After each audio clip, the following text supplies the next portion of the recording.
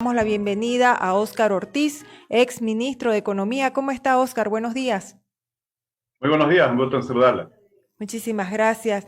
Hay una proposición acusatoria en la Fiscalía General que lo menciona como ex ministro de Economía y está relacionada al préstamo del Fondo Monetario Internacional, el FMI.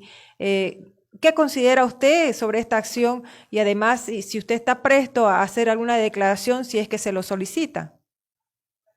Bueno, en primer lugar, la copia que conocí no me menciona. Quien me mencionó fue el ministro de Justicia en una conferencia de prensa, lo que yo interpreto como una influencia indebida sobre el fiscal general del Estado. Claramente, este es un juicio político, es un juicio en el cual no existen fundamentos para llevar adelante este proceso. En primer lugar, esa fue una operación financiera realizada en abril de 2020 y que tenía todas las condiciones, primero, de transparencia, de publicidad y de costos convenientes para el país. Es una operación de canje de divisas, un instrumento de financiamiento rápido que utilizaron más de 70 países y que tenía un costo de solo el 1%, es el financiamiento más bajo que el país pudo obtener. El Banco Mundial, el BID, la CAP, todos tienen costos mayores. Lo que se endeuda el país aquí con las AFPs es mucho más alto y por lo tanto no existe justificativo. Ese es el tema de fondo. En segundo lugar, el MAS no permitió que se utilizasen estos recursos a pesar de la pandemia y la emergencia que había provocado la pandemia, con lo cual estos recursos no fueron utilizados porque la Asamblea Legislativa no aprobó un proyecto de ley que a fines de abril envió la expresidenta Yanine Áñez. En mi caso personal es aún más forzado nombrarme porque yo ni siquiera era ministro cuando se hizo toda esa operación, lo cual ratifica que en realidad aquí hay un afán de persecución política. ¿Usted no tuvo nada que ver con la gestión de este crédito? Como le explico, eso se desarrolló en abril, yo llegué al Ministerio de Economía en julio. Ahora, estos 327 millones de dólares que se estaba gestionando quedaron en nada, o sea, no se desembolsó ni un peso. No se utilizaron, llegaron al país, pero no se utilizaron porque la Asamblea Legislativa no lo aprobó.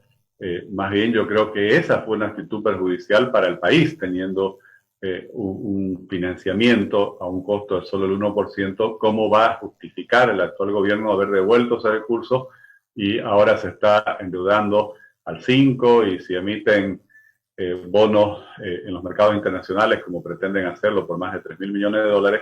Lo más probable es que estos sean colocados a tasas que van a estar alrededor del 7, algunos piensan hasta el 8%, 7, 8 veces más de costo. ¿Cómo se va a justificar eso?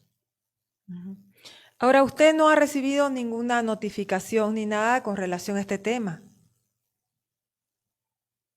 No he recibido, como le menciono, el único momento donde mi nombre fue mencionado ha sido en una conferencia que dio el ministro de Justicia, donde a pesar de que él cuando envía la proposición acusatoria no me menciona, porque obviamente yo no firmé ningún papel, eh, en su conferencia de prensa sí menciona mi nombre y, como le digo, interpreto eso como una presión indebida sobre la Fiscalía General del Estado. ¿Usted considera que el gobierno sigue apuntando a otras ex autoridades a detener a otras ex autoridades? Incluso ahora, por ejemplo, la están citando a la ex ministra Elba Pinker. ¿Cómo ve esta situación de detenciones? Bueno, yo considero que el gobierno del presidente Luis Arce ha cometido violaciones gravísimas a los derechos humanos, particularmente en los casos de la expresidenta Yanine Áñez y los exministros Álvaro Coimbra y Rodrigo Guzmán, quienes fueron, como todos hemos visto, privados de su libertad sin ninguna citación previa, sin ninguna notificación previa. Esto es muy grave, quizás en el país no nos damos cuenta de lo que esto significa en materia de inseguridad para el conjunto de los ciudadanos. Si se normaliza, o sea, recibe como normal este precedente, claramente desaparece todo vestigio de Estado de Derecho y los ciudadanos bolivianos vivimos un estado de indefensión permanente. Incluso ha habido reacciones a nivel internacional, a nivel de la comunidad internacional. ¿Esto puede afectar también a la imagen del presidente Luis Arce? Bueno, ya está afectada, ¿no? Claramente la comunidad internacional yo creo que tuvo una expectativa, por así decir, positiva, después de los discursos que hubieron cuando asumieron el mando del país, tanto el presidente Luis Arce como el vicepresidente Choquehuanca, ambos en un tono más conciliador, especialmente el vicepresidente.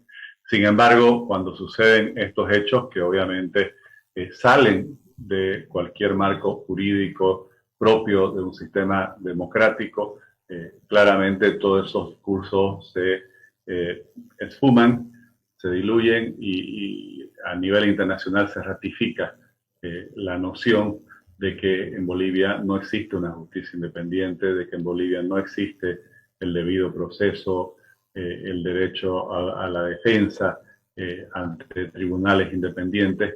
Y esto obviamente, claro que sí, que afecta la imagen del gobierno, afecta la imagen del país en su conjunto. Esto también tiene consecuencias económicas.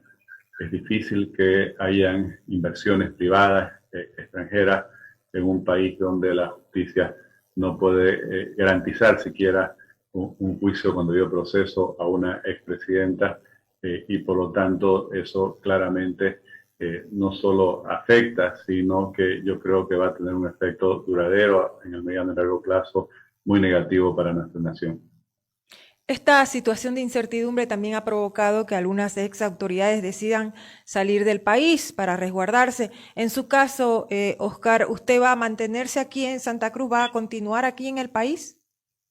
Bueno, estoy aquí, lo dije hace tiempo y obviamente estoy esperando cualquier situación o notificación que se me hiciera conocer para presentarme.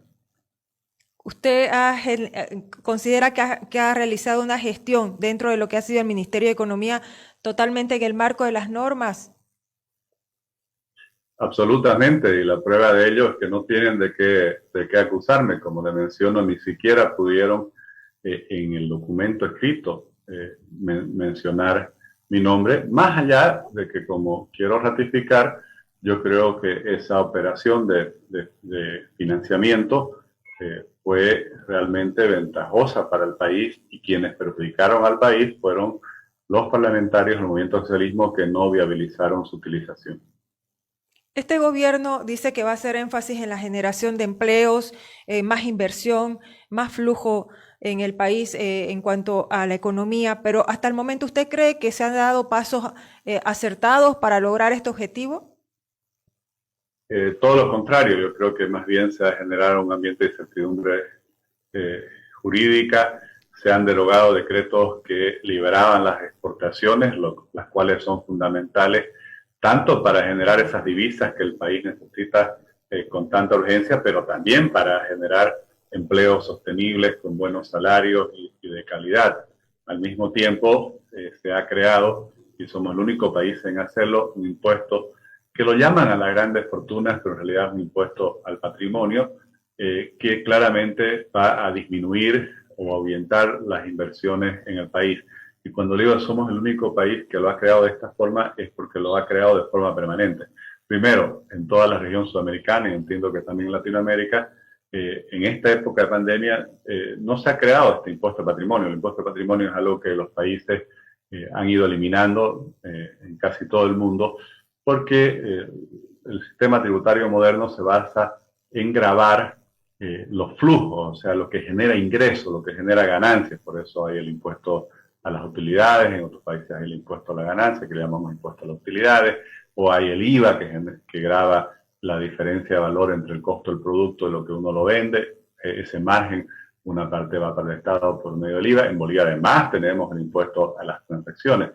Poner este impuesto claramente lo que está, y así ya está sucediendo, es está llevando a tomar una serie de decisiones donde muchos proyectos están siendo cancelados y todo eso obviamente va en contra de la reactivación económica, pero también como desarrollo del país en el mediano y largo plazo. Solo para terminar, la Argentina, que es el único país, eso quería explicarles, que ha aprobado un impuesto similar, bueno, tiene una ideología prácticamente igual a la de nuestro gobierno, lo ha hecho por única vez como un aporte extraordinario en esta época de pandemia para que el Estado pueda pagar, por así decir, los costos extraordinarios que ha tenido que asumir para combatir las consecuencias, el impacto de la pandemia en la economía. Bolivia es el único país que lo ha establecido de forma permanente, sin ningún estudio, y obviamente esto lo que va a provocar es que la brecha, la desventaja que tenemos como país en las condiciones que ofrecemos para las inversiones se hace aún más negativa, y está claro que en el mundo competimos por las inversiones, y no estoy hablando con relación a Europa, al Asia, a Norteamérica, con relación a Sudamérica estamos cada vez más lejos de las condiciones que se debieran ofrecer para traerla. ¿Este impuesto entonces no debería existir o no debería ser anual, sino solamente una vez? Yo creo que es un mal impuesto, por eso es que en el mundo se lo ha ido eliminando. Y como le digo, el único precedente que existe en los últimos meses es Argentina, que lo creó por una sola vez. Y aquí está claro qué es lo que va a ocasionar. Le voy a dar un ejemplo para entenderlo. Póngale un hotel. Los dueños de ese hotel están perdiendo mucho dinero desde el año pasado, desde hace más de un año. Seguramente están haciendo esfuerzos sobrehumanos para mantener esa empresa funcionando y no cerrarla. Muchos han cerrado. Pero vámonos al caso del que está todavía operando. Lo que va a suceder es que ese hotel que le da pérdida, que ya a ese propietario le establece una carga para poder seguir funcionando, ahora ese propietario va a tener que prestarse dinero para poder pagar este impuesto por ser propietario o socio en el caso que le doy, de un hotel que está generando pérdidas por una causa que no es su culpa. La pandemia obviamente no es responsabilidad de los ciudadanos, no es responsabilidad del empresario. Entonces, el Estado debería ser un aliado, y es lo que tratamos de hacer, para que las empresas puedan sobrevivir, ya ni siquiera, en primera instancia, sobrevivir, después recuperarse y ojalá sentar las bases para que de aquí 2 o 3 años volver a crecer. Con este tipo de medidas, lo que yo creo que en muchos casos se va a ocasionar es el cierre definitivo de muchas unidades económicas. Muchísimas gracias a Óscar Ortiz, ex ministro de Economía, por la entrevista. Muy amable. Gracias, muy buenos días y gusto saludarla a usted y a su audiencia. Gracias igualmente, buenos días.